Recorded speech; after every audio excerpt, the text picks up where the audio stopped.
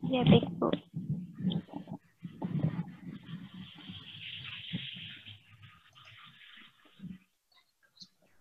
Ya, sudah tampak belum? Sudah, Bu. Slide sudah ya? Sudah. Ya, saya mau memperkenalkan diri dulu. Oh, sebelumnya salam saya ulangi lagi ya. Selamat pagi, Assalamualaikum warahmatullahi wabarakatuh. Waalaikumsalam warahmatullahi wabarakatuh. Waalaikumsalam warahmatullahi wabarakatuh. Ini kelas untuk pelatihan pengecoran logam ya. Pesertanya adalah dari adik-adik dari SMK Negeri 1 Cinangka, Banten Serang ya. Selain itu ada juga kakak-kakak dari program studi pendidikan teknik mesin, Fakultas Teknik UNJ. Iya, Ibu. Ya. Oke. Ini adalah seperti yang sudah dijelaskan tadi ya oleh Pak Dr. Imam Basori. Jadi ini sebetulnya ketua tim pelatihan buat pengecoran ini adalah Dr. Imam Basori, tapi karena kesibukan beliau ya sebagai wakil dekan, sehingga saya akan mengisi sebagai pemateri ya. Jadi kalau saya di catatan saya ada beberapa kompetensi keahlian di SMK Negeri 1 Cinangka, tapi sepertinya yang cocok itu adalah untuk kompetensi keahlian teknik mekanik industri. Nah, selain kompetensi teknik mekanik industri, ada di ruang sini yang ikut bergabung? Ada adik-adik dari SMK? Saya, Bu. Apa? Kamu ininya apa? Saya teknik mekanik. Iya, Dari... selain teknik mekanik industri, ada? Tidak ada ya? Jadi semua dari teknik mekanik industri. Oke. Jadi hari ini, pada kesempatan ini kita akan membahas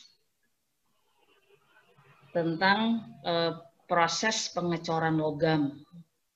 Ya. Jadi pengecoran logam itu adalah salah satu dari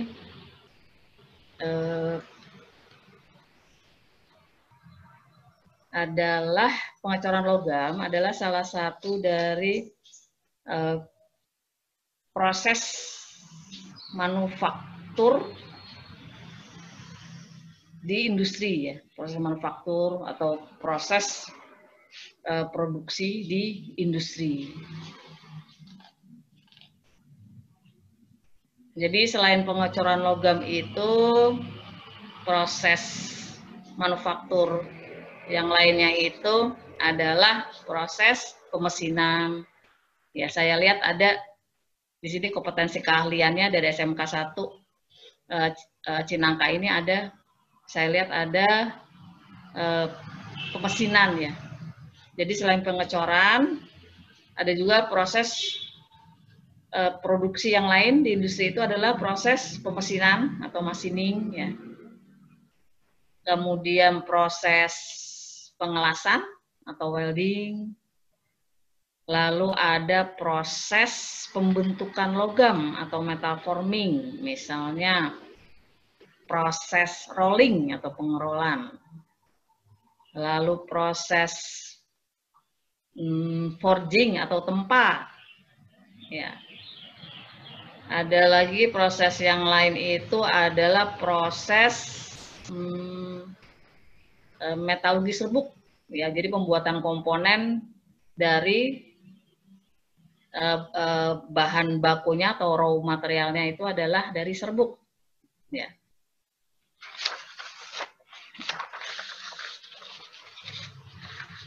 Di adik-adik dari SMK 1 Cinangka, apakah ada mata pelajaran, ya, atau praktek, ya, tentang pengecoran logam?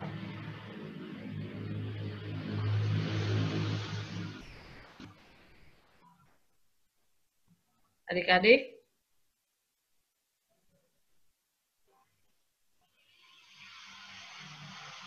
Adik-adik dari SMK, coba ini aja, di mute aja suaranya. Dari SMK 1 Cikarang Barat, Bu. Cikarang Barat, Bu. SMK 1 Cikarang Barat. Iya. Oke. Adik-adik dari SMK 1 Cikarang Barat, ada mata pelajaran atau pernah praktek pengecoran logam? Belum, Bu, belum. Belum pernah? Belum ada, Bu. Belum Ya. ada. Kalian kan di semester, mau semester 5 ya? Iya. Iya. Kok semester 5? Ya, kelas 11 ya? Mau ke kelas 12? Mau ke kelas 12? Udah kelas 12. Iya, betul. Iya, kan masih libur ya? Masih, Bu. Masih libur ya? Oke. Jadi mau kelas 12 nih ya, belum pernah belajar tentang pengecoran logam. Tapi kira-kira sudah kebayang ya proses pengecoran logam itu seperti apa. Jadi secara umum proses pengecoran logam atau metal casting itu bisa kita kelompokkan menjadi dua. Ya. Yang pertama adalah proses pengecoran logam untuk membuat material logam. Sedangkan kelompok yang satu lagi adalah untuk membuat komponen. Ya, jadi proses pengecoran logam di industri, ya, itu ada dua macam tuh pabrik yang menggunakan proses pengecoran logam. Yang pertama adalah untuk membuat material logam, dan yang kedua untuk membuat suatu komponen.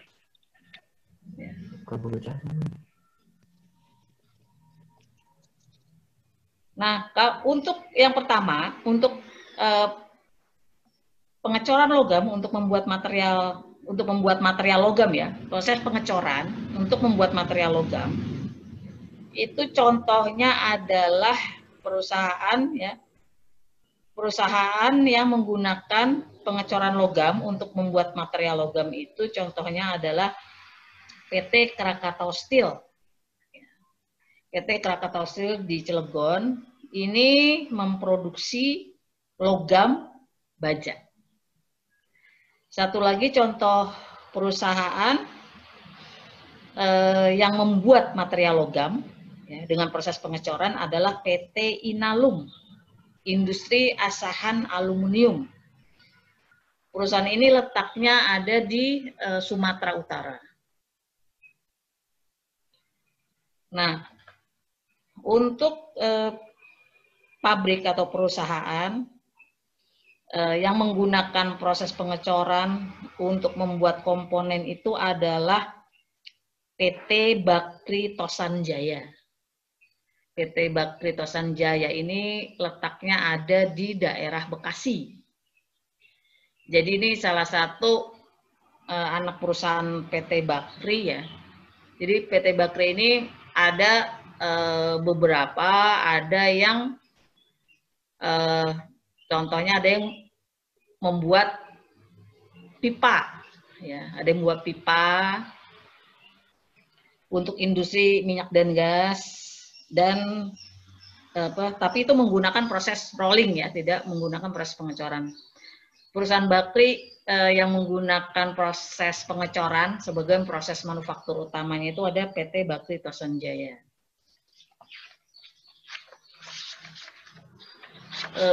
adik-adik dari SMK 1 Cikarang Barat, silakan aja ya kalau mau bertanya langsung juga boleh aja ya. Takutnya kalau dikumpulkan pertanyaan di belakang, takutnya lupa lagi nanti yang mau ditanya yang mana. Oke, selanjutnya. Nah, ini adalah perkiraan ya, ilustrasi ya, kurang lebih proses pengecoran logam di PT Krakatau Steel ya, untuk membuat baja. Ya. Jadi saya ingatkan lagi, jadi proses pengecoran di industri itu dikelompokkan menjadi 2 untuk membuat logam. Contohnya ini ya, ini untuk membuat logam baja di PT Krakatau Steel. Yang satu lagi adalah proses pengecoran logam untuk membuat komponen atau struktur ya. Ini contohnya adalah komponen-komponen, ini contoh komponen-komponen otomotif yang dibuat dengan proses pengecoran.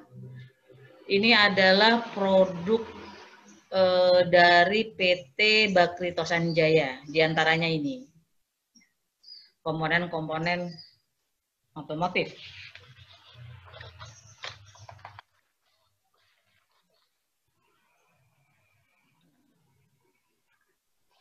Kemudian yang selanjutnya, tadi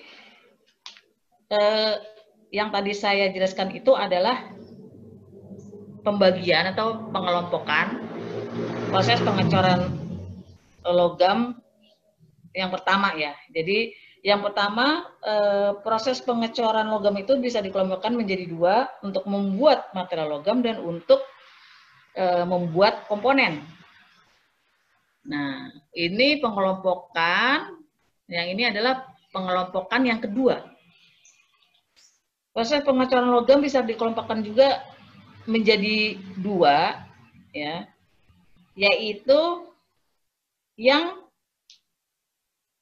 hanya menggunakan gaya gravitasi untuk mengisi cetakan dengan logam cair. Jadi logam cairnya itu adalah dimasukkan ke dalam cetakan, itu tidak menggunakan gaya atau tambahan tekanan dari luar. Itu yang disebut gravity casting atau pengecoran yang hanya menggunakan gaya gravitasi bumi. Jadi hanya logam cair hanya kita tuangkan saja ke dalam cetakan, tidak ada bantuan gaya lain. Misal kalau gaya lain itu bisa dengan tekanan fluida. Ya. Jadi ada proses pengecoran yang menggunakan tekanan fluida untuk menyempurnakan aliran logam ya, aliran logam cair memenuhi cetakan. Atau gaya lain misalkan centrifugal casting atau proses pengecoran menggunakan gaya sentrifugal. Gaya sentrifugal itu adik-adik masih ingat kan, itu adalah gaya yang menuju yang menjauhi dari pusat, ya. Kebalikan dari gaya sentripetal ya. Jadi menggunakan proses pengecoran ini menggunakan gaya sentrifugal untuk memenuhi cetakan dengan cairan logam. Jadi ini untuk membuat pipa. Ya. Bisa untuk membuat pipa. Jadi logam cair itu untuk memenuhi cetakan. Cetakannya kan berbentuk silinder. Ya. Itu menggunakan gaya sentrifugal. Oke. Jadi ada 2 ya, proses pembagian proses pengecoran logam itu ada 2. Yang pertama itu adalah untuk membuat material logam, misalnya untuk membuat baja, membuat logam aluminium. Lalu yang kedua, klasifikasinya itu berdasarkan penggunaan gaya ya, atau tekanan untuk mengisi cetakan dengan logam cair.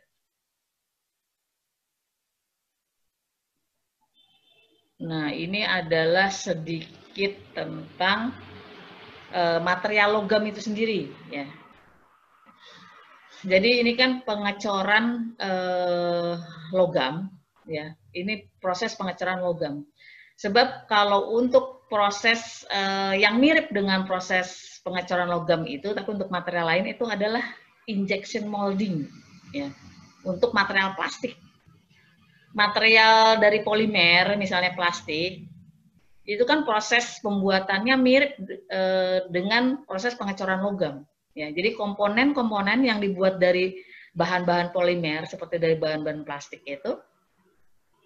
itu proses pembuatannya mirip dengan pembuatan komponen dengan proses pengecoran. Ya, pembuatan komponen logam dengan proses pengecoran. Kita belajar sedikit tentang material logam ya. Jadi material logam itu adalah material teknik yang unsur utama pembentuknya itu adalah unsur logam. Ya. Unsur logam itu contohnya adalah Fe, Cu, Al, Zn, Cr, Ni gitu ya. Contohnya. Nah, material logam itu berdasarkan jadi material logam itu bisa dikelompokkan, umumnya dikelompokkan tuh menjadi dua. Yaitu yang unsur utamanya Fe ya. Kelompok yang satu lagi adalah selain Fe ya. Nah, untuk yang material logam yang unsur utamanya Fe itu contohnya adalah logam baja. Jadi material logam itu hanya ada dua kelompok ya. Ada dua kelompok yaitu yang berbasis Fe dan berbasis selain Fe. Kenapa pengelompokan material logam itu seperti ini? Ya, kenapa berdasarkan apakah unsur utamanya Fe atau bukan? Karena unsur kimia Fe itu adalah unsur yang paling banyak digunakan di industri teknik. Dan dari penggunaannya itu penggunaan unsur logam yang pertama. Ya. Jadi sudah dari dahulu kala ini sudah unsur Fe sudah digunakan nih. Baru diikuti oleh unsur-unsur logam yang lain.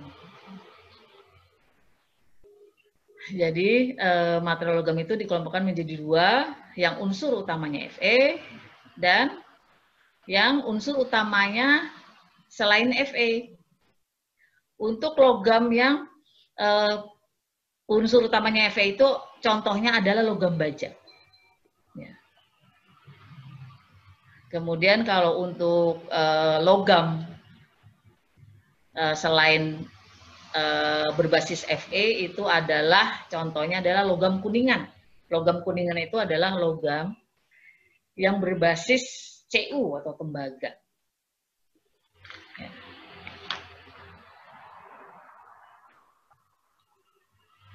Selanjutnya ini adalah kita bahas tentang prinsip pengecoran logam. Jadi proses pengecoran logam itu prinsipnya sederhana ya. Logam dicairkan, ya. Kemudian logam cair kita masukkan ke dalam cetakan. Dan cetakan itu dibuat berdasarkan pola. Jadi yang pertama kita lakukan ya pada proses pengecoran itu pertama kita membuat pola. Ya. Pola kemudian dengan pola itu kita membuat cetakan. Ya. Kemudian logam cair nanti kita masukkan ke dalam cetakan. Prinsipnya gitu. Jadi ada 3 pokok bahasan ya adik-adik. 3 pokok bahasan tentang proses pengecoran logam adalah yang pertama pembuatan pola, kedua pembuatan cetakan, dan ketiga tentang pencairan logam.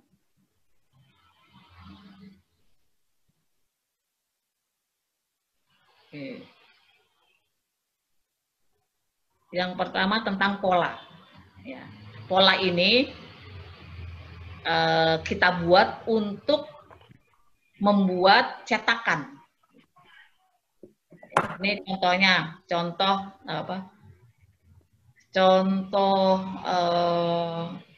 komponen lah, ya. Contoh bentuk pola. Ya. Secara umum seperti ini, ya. Ada yang polanya tunggal, ada yang polanya belah. Jadi untuk komponen yang sama, ya bentuk komponen yang sama, seperti yang pola tunggal ini, itu komponen yang sama, misalkan, ini bisa kita buat dengan cara cetakan polanya yang berbeda. Polanya bisa kita jadikan 2. Ya. Jadi kita mengecor setengah bagian baru disatukan gitu. Itu yang namanya pola belah. Untuk materialnya ya, untuk material pola itu bisa kayu, bisa plastik, bisa lilin, bisa juga logam. Kalau yang sederhana itu biasanya pakai kayu ya. Untuk kakak-kakak yang praktek pengecoran di kampus ya, itu mereka menggunakannya kayu untuk membuat polanya itu.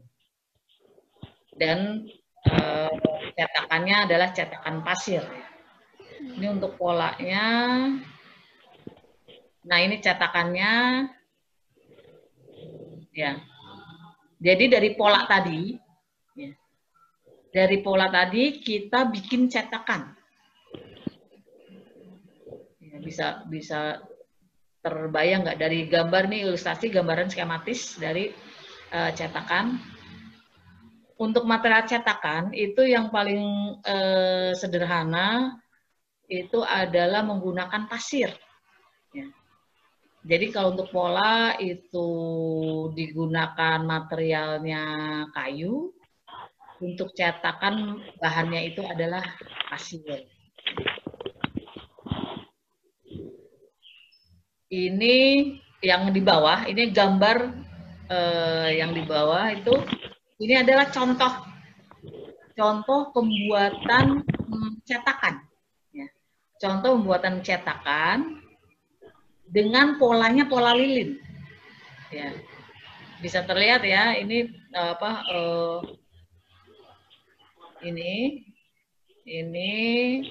ini polanya ya dari lilin. Ya, ini polanya dari lilin. Ya, semacam lilin atau plastik juga bisa. Ya, tapi yang lebih mudah itu dari lilin. Ini polanya dari lilin. Lalu diisi dengan bahan keramik. Ya, bahan keramik semacam semen gitu ya. Semacam semen. Bisa juga logam cair juga bisa untuk nanti cetakannya. Nah, kemudian setelah pola itu tertutup oleh bahan keramik, ya, bahan cetakan, yaitu misalkan keramik ya, semen gitu misalkan ya. Kemudian dipanaskan ini. Cetakan ini dipanaskan sehingga lilinnya itu meleleh dan keluar. Ini keluar sehingga meninggalkan rongga. Ya. Nah, inilah nanti untuk diisi dengan logam cair. Dan nanti juga, jadi ini menggunakan pola yang sekali pakai. Kalau yang dibuat dari kayu, misalnya, itu kan akan dipakai terus kan. Kalau yang dibuat dari lilin seperti ini sekali pakai, karena polanya ini akan dipanaskan hingga meleleh, lalu keluar dari cetakan. Dan ini cetakannya yang terbuat dari keramik.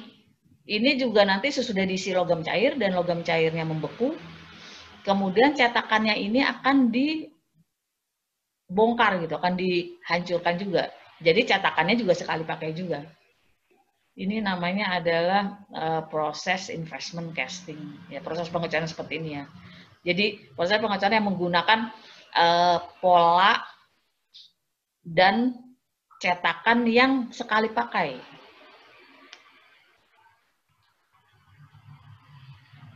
Nah, ini adalah contoh proses pengecoran, ya, dengan cara dituangkan saja ya. Jadi pakai gravity aja, ya, gravitasi bumi aja. Walaupun bisa juga sih, bisa ditambahkan dengan tekanan fluida dari luar.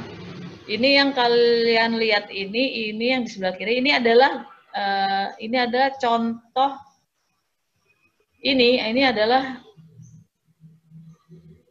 gambaran dari proses pengecoran untuk baling-baling. Ini kalau kalian perhatikan ini ada orangnya ya. Ini terlihat sangat besar ya. Ini untuk baling-baling yang sangat besar. Ya. Pabriknya juga terlihat besar ya. Ini karena nih orangnya ini nih orangnya seperti ini apa? Sebesar ini nih, hanya sebesar ini yang berdiri ini. Ini yang di kiri bawah itu. Ya, ini adalah nih orang nih. Nah, baling-balingnya sebesar ini. Ini adalah baling-baling yang untuk kapal tangki ini beratnya 3,6 ton. Ini ya diameternya nih, garis tengahnya dari baling-baling itu adalah 7,8 meter. Ya, makanya dibandingkan dengan orang ini baling-balingnya besar sekali ya. Karena diameternya aja adalah hampir 8 meter ya. Nah, ini contoh pengecorannya, proses pengecoran seperti ini. Ya. Kalau yang tadi sebelumnya, itu kan proses pengecoran, penuangannya itu kan dari atas langsung mengisi rongga cetakan. Kalau ini karena besar sekali ininya, benda cornya itu, corannya itu besar sekali ya, benda cornya itu, maka dia tidak langsung dimasukkan ke dalam cetakan, ya, tapi dia masuknya dari bawah, karena kan cairan logam yang dimasukkan tuh besar, banyak sekali ya volumenya, sehingga dikhawatirkan akan terjadi aliran turbulens ya. Jadi makanya dia dari bawah. Ya, jadi logam cair itu dimasukkan ke dalam cetakan itu dari bawah. Sebenarnya masuk ke dalam cetakan dari bawah. Walaupun kita tuangkannya dari atas ya. Kita tetap menuangkannya dari atas, tetapi masuk logam cair masuk ke dalam cetakan itu dari bawah.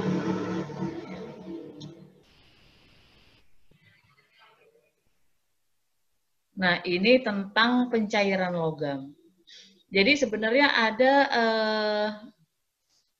beberapa hal yang mau saya sampaikan di sini, kesempatan ini. Kalau yang tadi, yang sudah saya jelaskan tadi, itu adalah teori dasar tentang proses pengecoran logam.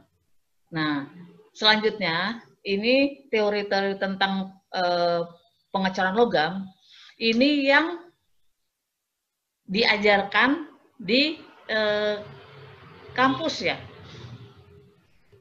Jadi kalau kalian nanti kuliah studi lanjut lagi ya, kalau kalian kuliah di teknik mesin ya, atau di teknik metalurgi misalnya, atau di teknik material, itu akan belajar teori-teori tentang proses pengecoran logam. Ya, ini salah satu contoh teorinya ya. Ya, supaya kalian ada bayangan kira-kira kalau tentang pengecoran belajarnya apa sih kalau di kuliah gitu.